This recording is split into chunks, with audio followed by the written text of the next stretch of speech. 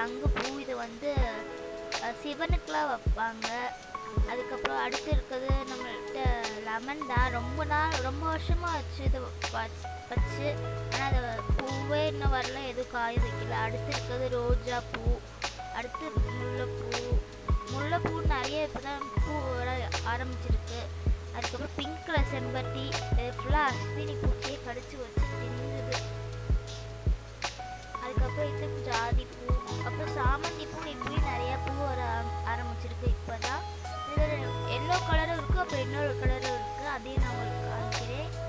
அதுக்கடுத்து இருக்கிறது வெள்ளை கலர் ரோஜா பூ, அதுலேயும் இப்போ தான் நிறைய பூ வர ஆரம்பிச்சிருக்கு.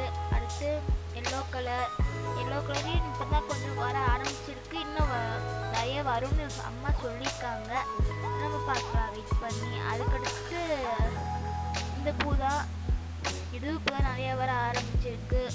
அடுத்து ரோஜா பூ, அப்புறம் கனகாம்பரத்து இப்போ கொஞ்சம் கொஞ்சம் வர ஆரம்பிச்சிருக்கு.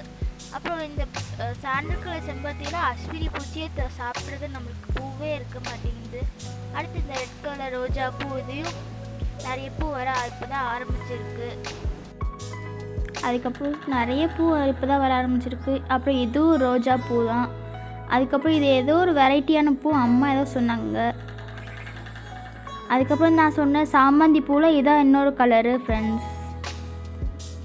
அடுத்து இதுவும் அதே பூ தான், இது பேர் என்னன்னு எனக்கு தெரியல. அப்புறம் ரோஜா பூ இருக்குது, அப்புறம் வாடாமல்லிலாம் நிறைய இருக்குது.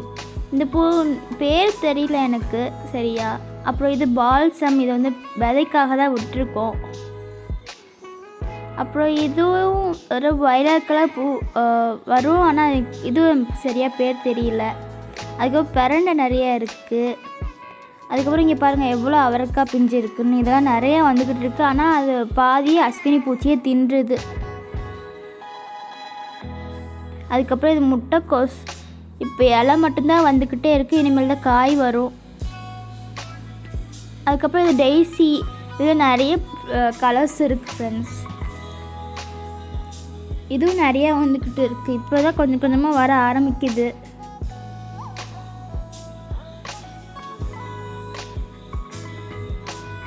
அடுத்து இது தக்காளி இப்போ தான் நிறைய வர ஆரம்பிச்சிருக்கு.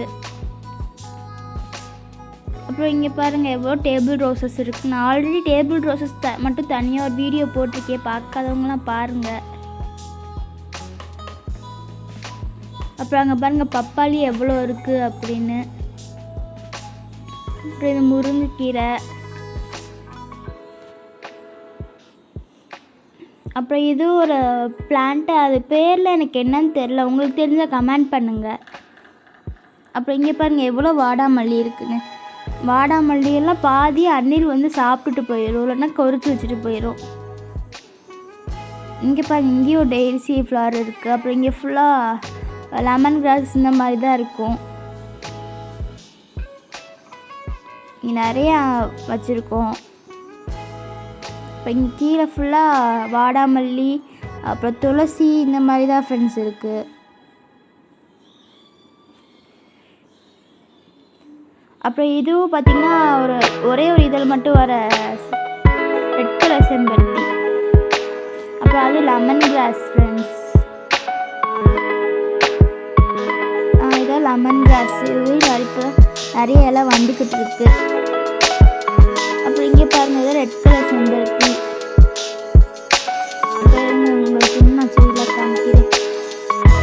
இது பெரிய வகையான ஸ்பைடர் பிளான்ட்டு, இன்டோர் பிளான்ட்ஸாகவும் வளர்க்கலாம். இதில் இருக்க முள்ளு தான் அடிக்கடி கையெல்லாம் கீழ்ச்சி விட்டுருது ஃப்ரெண்ட்ஸ்.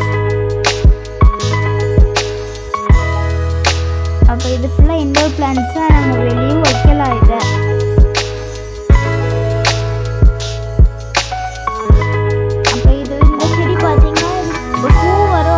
அஸ்வினி பூச்சியே இது பண்ணிடும். இதெல்லாம் இட்லி பூ, அப்போ இதெல்லாம் டேபிள் ரோசஸ் தான். அப்போ இங்கே பாருங்க எவ்வளோ பாவக்காய் இருக்குன்ட்டு. இங்கே பாருங்க பிஞ்சுலாம் நிறைய இருக்குது பாவக்காயில். பெரிய ட்ரம்மில் போட்டு வச்சனால பெரிய பெரிய பாவக்காய் வருது. எல்லாம் நல்லா செம்ம டேஸ்ட்டாக இருக்குது ஃப்ரெண்ட்ஸ்.